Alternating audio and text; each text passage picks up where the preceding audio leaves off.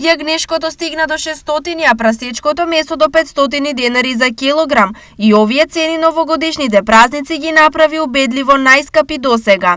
Иако јагнешкото за овој период и во оваа трпеза кај нас не е многу популарно, сепак високите цени на никој не му се допаѓаат. Тие цени се за минималните плати нема каде. Што да кажеме? Со 200 евро не се живее.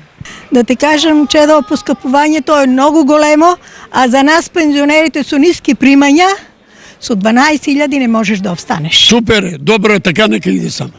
Само нека се качи. Јас имам 30.000 пензија и гледам нека ја направат. За овие глупи македонци. Скапо е, за наши пари скапо е. Паралелно рекордни цени достигнаа кашкавалот, сирењето и речиси сите други производи, а кулминација се джимиринките кои стигнаа и до 750 денари. Дали овие празници меѓу другото ќе се паметат и по скапијата? По скапотијата, само скапотијата, друго нешто. Прво гледна точка у скапијата. И по војната, и по високите цени.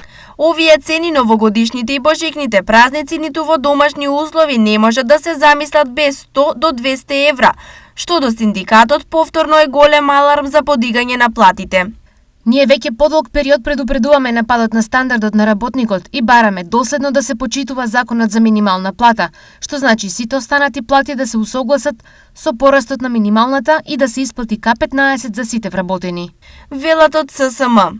На сето ова несакан додаток е и можноста за покачување на струјата од 4% и сигурното покачување на ДДВ-то за струја од 5 на 10%.